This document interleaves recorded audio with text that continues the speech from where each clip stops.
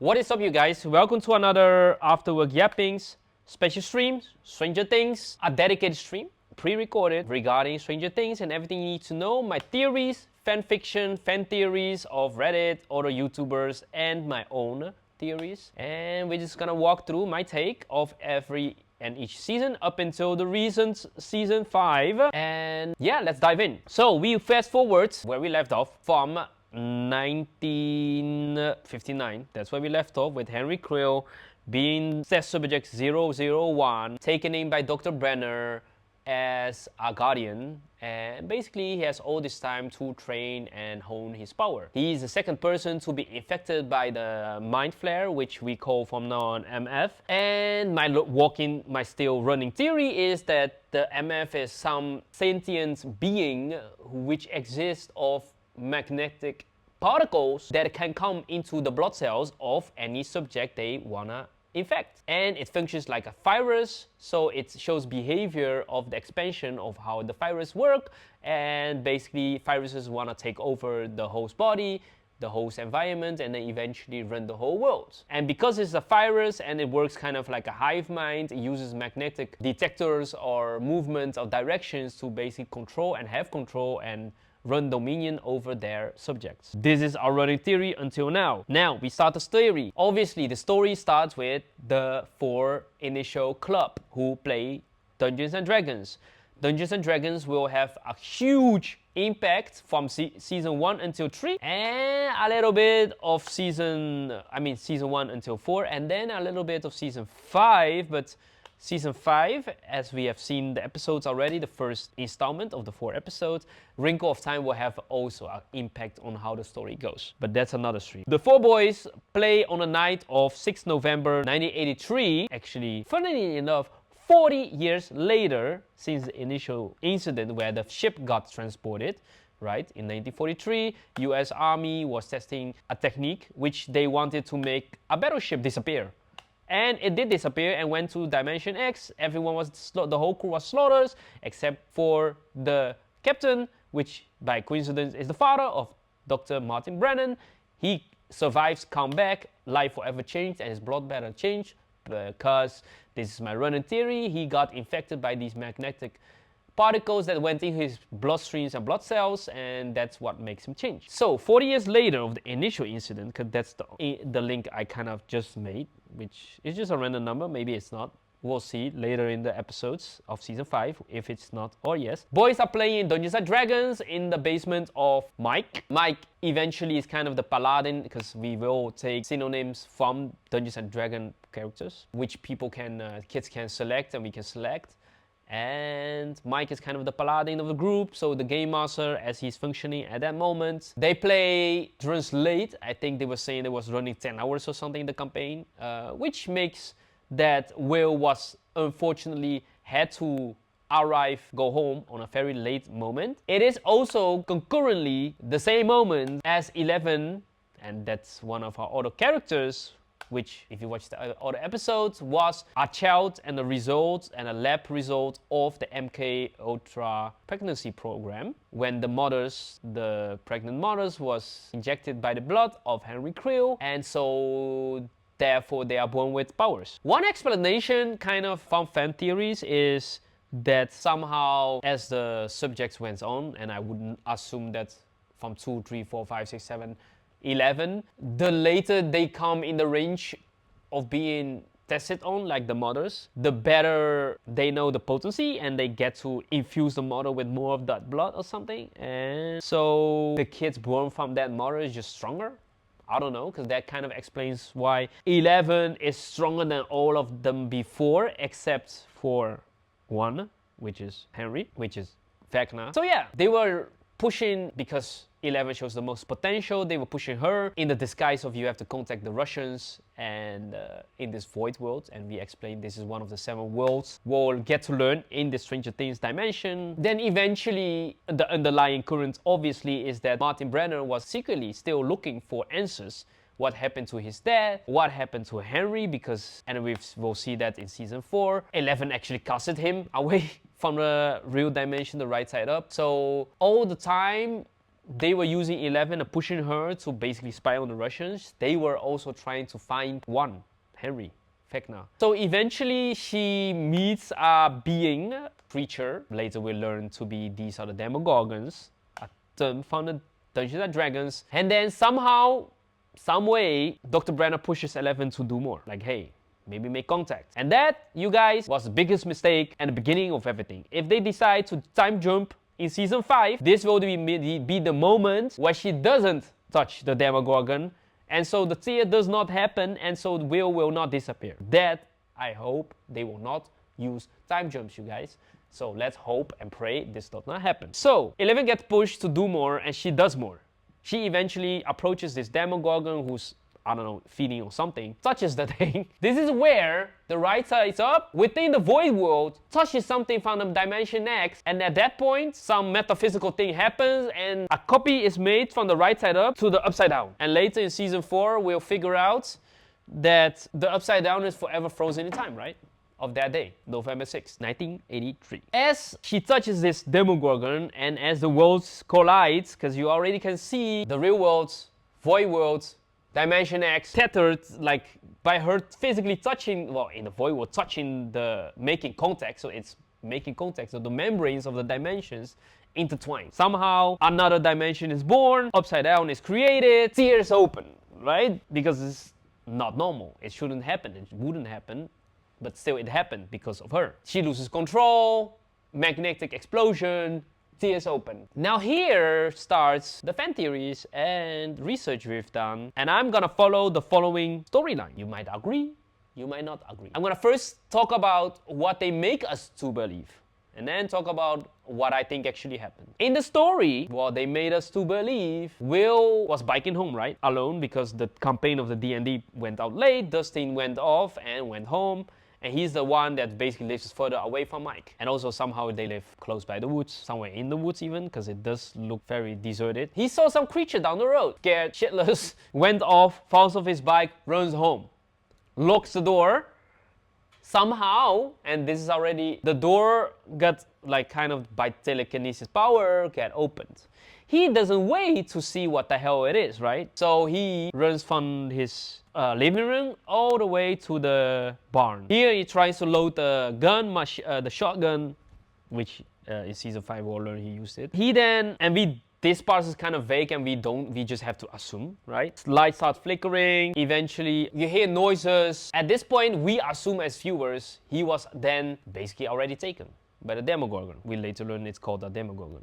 We later learn how it looks like. And is that kind of the big bad in the show? Basically, the Demogorgon, and as the season goes on, there will be more big bads and we'll learn more dimensions. But for season 1, the big bad is the Demogorgon, laying down the foundations. It detects, again, coming back to the theme of MF, Mind Flare, it basically feeds on fear and isolation and dark energy. Dark vibes. So it's attracted to, well, it's kind of has an opening and can create an opening by that energy force. That is why it later will be able to eventually break through, like, or almost break through at certain living rooms, like for Nancy or Joyce. So that's the big bad, and this is how they are attracted to negative energy or dark energy or isolated energy, and that's how they basically break through from the upside down to the right side up, the real world. By the way, I skipped a little part. So as 11 created this rift and tear in this lab, Hawkins Lab, she manages to escape. Well, she did make a rift. Somehow, one Demogorgon escaped through the rift. So I'm gonna assume she made a rift between because it was the voice, the right side up and the upside down. Or no, the dimension X. Somehow by her touching the Demogorgon, those dimensions get fused and a tear opened. Basically, maybe that makes sure that the lines of all 3 worlds are lining up, and so you can, as they explain it, can easily tear through these membranes, if you will, between dimensions. So this one Demogorgon from Dimension X managed to escape into the real world, follows, or tries to follow, 11, because she was the first source to alert him, if you will. Now comes the theory, and you might agree or might not agree, but those who are watching without and don't remember much, this is my theory and some of the other people online. So it is not the Demogorgon that caught Will initially in the barn. where he was hiding, remember, loading up the shotgun, trying to fence it up, and then he just basically disappears. The next day, you know, like Joyce Byers wakes up, asks Jonathan, where is your little brother? What the hell is he? They search everywhere and can't find them. So this is also where the things get really vague and we'll never know, or they might tell us in season 5. Hopper comes in this barn and he noticed something else wrong, right? There was this like corner on the right side, it was teared out, like wood was teared out. And so he thinks it's strange because why is there nowhere else a damage? There's no damage nowhere. And where is the kid? There's no any trails, any indication of some foul play or damage or blood stains or anything. Just some woodwork teared out. That's it. Doesn't make sense.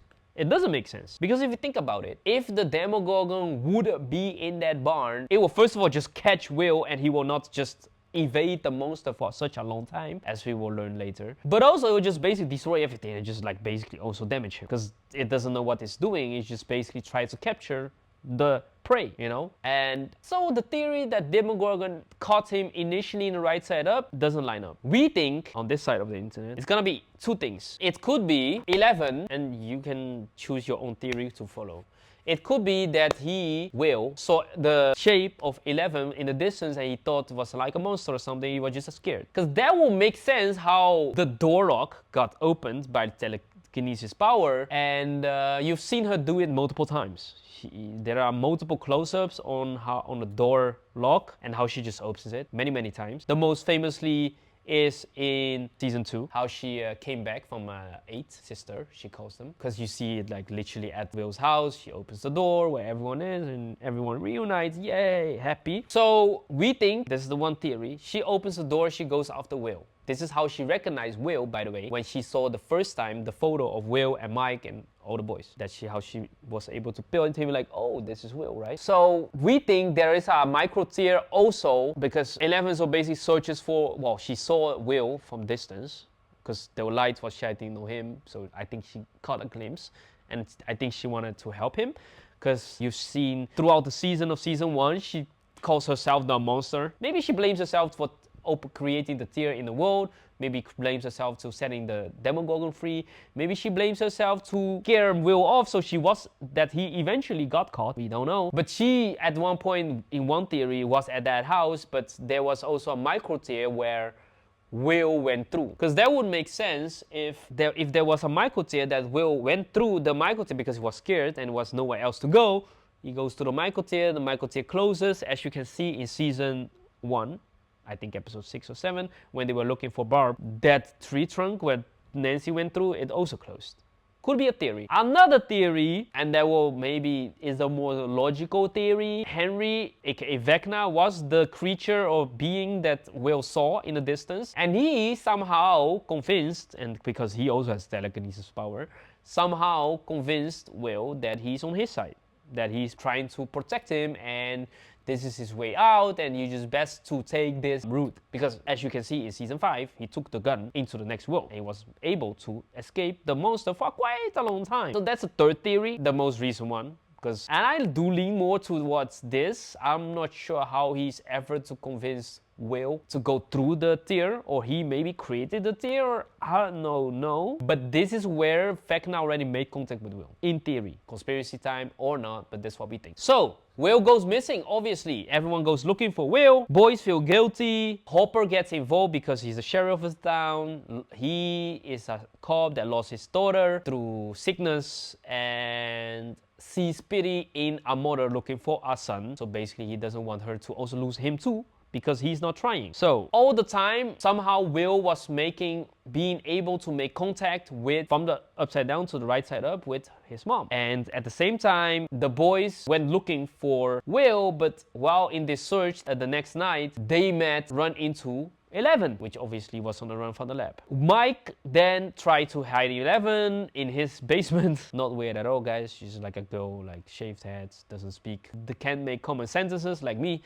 And yeah, you know, you decided to hide her because, looks like escapee from a mental institute, which he actually thought he was. But he believed in her. This is kind of how the romance starts, because, you know, that's the hero who saves the girl and you're the first one to protect and save her. So Mike hides 11. The people from the Hawkins Institute lab obviously goes after 11. They are the second big bad, but they are willing to go through lens to find her because they did kill anyone that kind of saw her, which makes sense because they do treat these subjects, I call them lab test subjects, 11 and others, as very, I would think, classified information, so classified assets. The less people know, the better it is, so they go on a hunt. Throughout the season, Will try to make multiple times contact with his mom. 11 uses her power to find him through, obviously, the void, and we learn that she needs to have some quiet and some sounds or static to make her concentrate, so to go into the void. Later they're gonna use a tank filled up with some salt, but this is how she even goes deeper. But this Demogorgon will then continue to hunt for prey, Barb being one, but apparently he found different preys. 11 is on the run, learns the new world, learns what it is to be a kid during that time area, so this is how we also get charmed by how the set design is really well done and the cinematography. Our main girl, 11, definitely loves waffles. Her favorite food is Eggos. And she learns to trust some people. Lucas and Mike get in a really big fight because Lucas is more of the logical guy. More of, hey, this doesn't seem normal. He's like a crazy kid on the run. What are you doing? And Mike, obviously later he becomes identified as the heart of the group. He obviously immediately stands by her and wants to protect her because he has a big heart. People think Joyce is crazy. They eventually find a body of a kid because also at the same time they were relying on 11 to help them find Will. And she thinks she knows. So she basically follows her powers using the void dimension to track him. But somehow she already knew from the beginning he's in Upside Down because she tried to explain to them with the board of D&D that it's the Upside Down and that Will, using the character of a wizard, that is what Will represent eventually. As a sorcerer, he'll get a dedicated episode in season 5, episode 4 as a sorcerer, which is someone actually born with innate powers, which is not really true because he did get his power, but who knows, maybe he was born. There are theories running around that Henry is the father of Will, who knows, because he does act strange around Joyce, but that's another theory for another day. They'll try to track him. Also, at the same time, Lucas separates from the group because he really desperately wants to find whatever is the source of everything, because somehow they find a way that magnetic field messes with their compass, and then they try to find the origin where the tear is. At least that's how they find out that there was a tear or something like that, or that it was where Will might be. 11 tried to lie to them because for her it's a bad place where she has a lot of trauma and she doesn't want to go back because she did just escape from it. That's where they kind of get their first rift, right? They discover that she's been lying to them and they've been walking in circles, and this is, by the way, how Lucas got separated by the group. But Lucas discovered the lab and found out there was a lot of armies, and the compass was putting on north. That's basically the center of the magnetic field, so basically where they think Will be, because they were looking for him but doesn't know where he is. I can ask. So in season 1 of Stranger Things, after they discover what they believe is Will's body in the water, it's a huge emotional blow. The group is torn apart by grief and confusion, but Lucas becomes really suspicious about what's actually going on. He doesn't believe it's really Will's body, and he wants to keep investigating. That's where the compass comes in. They realize that the compasses are acting strangely and not pointing to true north. Instead, the compasses are being pulled toward the Upside Down portal because of the electromagnetic anomalies caused by the gate. Lucas figures out that if they follow where the compass is pointing, they might find the source of all the weirdness, the gate to the Upside Down. This leads to a big argument between Lucas and Mike. Lucas feels like Mike is trusting 11 too much and not seeing the bigger picture, while Mike wants to protect 11 and keep the group together. The argument gets heated, and it's a moment where the group kind of fractures for a bit because of the stress and differing opinions. After that, Lucas goes off on his own to follow the compass, and the group has to eventually come back together to find him and face the truth about the Upside Down. It's a key moment that shows how the tension and mystery of the Upside Down is pulling them in different directions before they come back together as a team. I was kind of right. As they were looking for Will, because with help of 11, they eventually found this fake body. Everyone, most of the town think this is him, so they had a funeral for him even, but Joyce never gave up. Slowly they kind of convinced Hopper as well to be on her side. At the same time, let's not forget, Nancy lost Barb at the party of Steve. Steve is a douchebag in season 1, which turns into a hero later. We'll learn to love him. Nancy, and she is basically this high school beauty queen, but then a nerd version, so not one of the popular girls, but obviously everyone wants to date. Falls for Steve because he's this playboy and gets all the girls. She somehow falls for him and they are going to his party. Well, not party, basically chill time. Because basically it's arriving there, she already knew it was just Steve, his friend's girlfriend, and then her and Bob. Obviously, Nancy ended up hooking up with the guy. I'm not sure if she really regrets it though, because it does seem like, hey, it's a big thing, it's over. It's not a big deal. Her mom confronts her when she arrived home. Kind of already knew that some things went down, but she shrugs it off as like no big deal. But at one point, Barb was alone at the pool and then somehow get dragged in by the Demogorgon because she was feeling really down, feeding ground, dark energy, isolated energy. Somehow, this is where Jonathan comes in. He is an advanced photographer, really loves to make photos, although a little bit creepy, can be argued, because he was making photos of Nancy while she was undressing. But he did, by coincidence, capture a kind of a creature on photo. And this is where Nancy, Jonathan, can link that her mom, or her mom, Jonathan's mom, is not crazy, because the mom, Joyce, was describing the Demogorgon, how it looked like. And this was the same that Nancy described, because she did end up going back to the scene to look for Barb. But she was obviously already abducted in the Upside Down, and she encounters the monster, Demogorgon. She runs away. Somehow from the photos that Jonathan developed, he saw this like evidence, and then eventually they came together to collaborate. Everything runs down to the final few moments where the team collaborates to basically find a way to destroy it, right? So they try to draw it out because obviously it's drawn by blood. Oh, I forgot one part. Somehow they found a they found a deer that got, dragged away by the Demogorgon because it was eventually feeding on it upside down. There was this micro tear below a tree trunk. Nancy went in and almost didn't get out. Then eventually she saw the Demogorgon and saw the upside down for the first time with her own eyes. And she managed to escape. She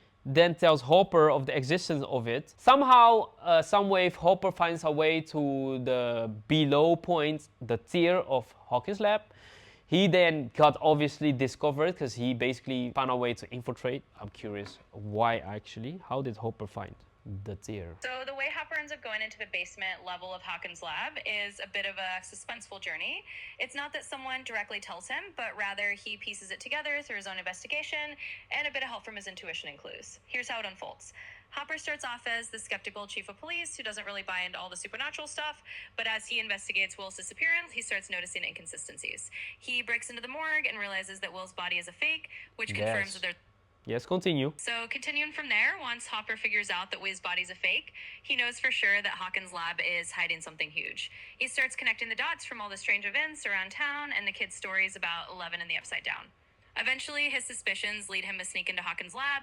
He's not exactly invited. He actually breaks in secretly at night. He finds his way down to the basement level where he discovers the gate to the Upside Down and realizes just how deep the lab's involvement goes. So it's really Hopper's own detective work and determination that get him there. He pieces it all together and takes the risk to uncover the truth himself, which is a big turning point in the season. So Hopper has this intuition because he did go to the lab to figure something out because the kids were also pointing at this, and something doesn't sit right for him using his intuition, and he ended up infiltrating into the lab, somehow get to the basement level, sees that there is a tier. Then basically he get knocked out by some drug and they try to bug him.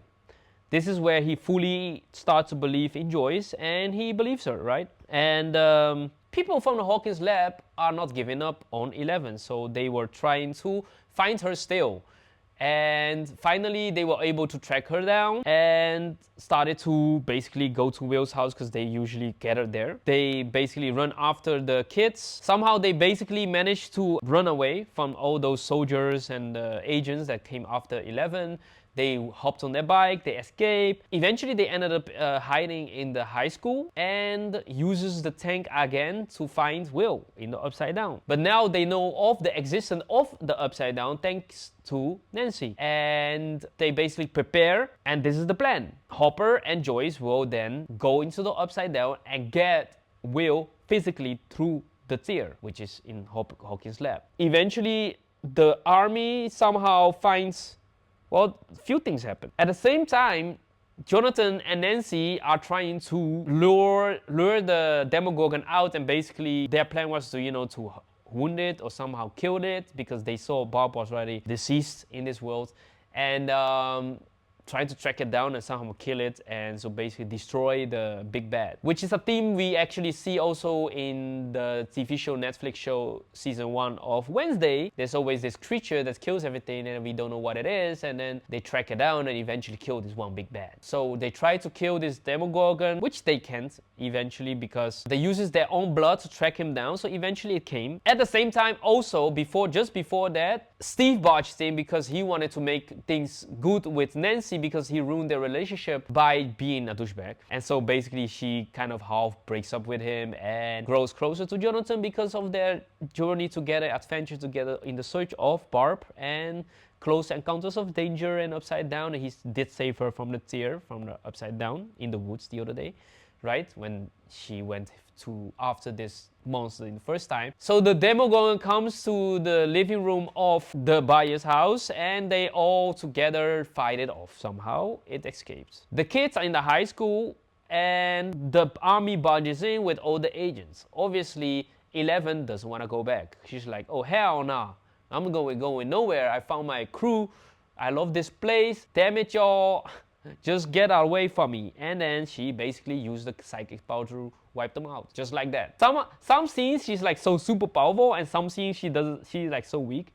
Oh, another thing, when she uses those powers, she'll be empty for a while, so before she can really use it, she has to charge up by just eating or resting, which makes sense. She calls it that her battery is empty. But at the same time, because there is so much blood, the Demogorgon basically tracks them down and somehow corners the kids. At that point, Lucas has this like, what's the thing? Little catapults he made that with little stones. At that point, 11 was able to send this Demogorgon back to the Dimension X, but while doing so, she also tossed herself through the dimension wall. We, the viewer, think that she's actually gone, because this is at that point, looks like she was gone, but in season 2, we'll see, she's basically just tossed in the Upside Down, but the monsters actually tossed back to the Dimension X. Wrapping this season up, Hopper and Joyce, they are in this suit, and somehow, some way, there are no danger at all. No Demogorgons, no Demodogs, no nothing. No Vecna, no Henry. They just waltz in this library, right? In the Upside Down version of the library. And they see a whole bunch of vines, because the vines will be a theme throughout the seasons. They kind of see an egg that is basically cracked, which is that big, and we'll later learn that it's not the origin of how the Demogorgons or Demodogs are being born, because they are larvae. So what is the egg? What is in the egg? And we'll see in season 5 that might be the big bad, the dragon we talked about, but that's for later. They just waltz in this library, no danger, no nothing, easy walk. Eventually they find only Will strapped to the wall with this tube and basically connecting to his mouth, and it's feeding him stuff. This is where we actually think they were first infiltrating the system of Will. This is how the MF, and I don't think that is Vecna. I think it's MF, the Mind Flare, which controls Vecna, because if you listen to the first episodes, the first part, this is how everything works. So Vecna thinks he's in control, but actually MF is in control. But anyways, this is how MF infiltrates the system of the new body, which is another version of Henry. If you think about it, Will is another version of Henry. It could be the son of Henry, who knows? It's a walking theory, but anyways, so he has another subject besides Henry, so Will becomes a third subject. Now, this is the funny part, right? This is why they show us this scene again in season 5. That's why it's nice to line this thing up in chronological order, so it makes sense. So, for them to waltz in this place and be able to find Will. Why is it that easy? Why is there nothing protecting it? Because if you see later episodes and later seasons, if Vecna doesn't want you there, you will not get there at all. At least not without any fight. So they waltz in, they find Will, they rescue Will. Just like that to conclude the season. So this is what happened, right? We think Will was in the wrong time at the wrong place. Saw the being of Vecna or L, doesn't matter. Runs in the house, Vecna or L opens the door. He thinks it's the Demogorgon, he runs to the barn. In the barn, lights start flickering, he's really afraid. He hears sounds of the Demogorgon that's like it's kind of ripping through the wall half, right? That's what he saw. And there is a micro tear. It could be created by L initially, and it was just there, like the other places throughout the world, through Hawkins. Or it was Vecna who just basically told him to go there, but who knows? He goes there, he takes the shotgun, he runs away, hides away in his hiding place, Will the Wise. He sings the song, Should I Go or Should I Stay? He's basically evading the Demogorgon for several days. We learned that being alive in the Upside Down is just basically really bad for you. No human is made for that. There are particles floating around, it's just basically damaging for any person. He then basically gets tracked down by this Demogorgon eventually. The guy gets a shot off, nice job. Your father will be proud, Will. At the mouth of Demogorgon, these creatures somehow are kind of immune to any bullets. Because as far as I know, none of the bullets really killed them ever. So actually, it's funny why they keep on shooting at them in all seasons. Even season 5, keep on shooting on them. Anyways, I digress. So he runs away, he climbs a tree. We learned that these things can jump too, because I was like wondering in the beginning of season 5, like, hey, what the hell? No way the thing can jump. And then the thing can jump like a bear. So it jumps after Will. Will jumps from one tree to another tree, falls down, his back gets stuck to one tree trunk, and then he just fell down, and the Demogorgon basically drags him to Vecna. And this is why the theory is correct, that what they made us initially to think, that the Demogorgon took him in the beginning of the episode of season 1, is not true. Because if he did, Will didn't have so much time to basically evade the monster, because Demogorgon will basically take him to Vecna. It's assignment, objective, and if it's fulfilled, it comes back to the base. The base being the library at that time. But it didn't, and Will was able to evade. So the theory of the tear in the barn makes sense, but whoever makes a tear, we don't know. It could be Vecna, honestly, because eventually you see Vecna say like, hey, well, it doesn't make sense if it's Vecna, because then he would just simply take Will. But maybe it's just L. Then I think it's L who makes the tear, or originally created the tear, doesn't matter. Vecna then says to Will, finally, I find you, and now we can begin. And this is how Will gets basically infiltrated by this particle, but also they put a larva in his body, or 2, I don't know. And we'll see that in season, I think it's season 1, yeah. He'll cover up a larvae, this becomes dark in season 2. So thanks for watching, guys. Until the next episode, subscribe please, comment, like this video, get our merch. If there's anything you disagree or agree with, please comment in the section. Hope that you tune in the next time, and see you then.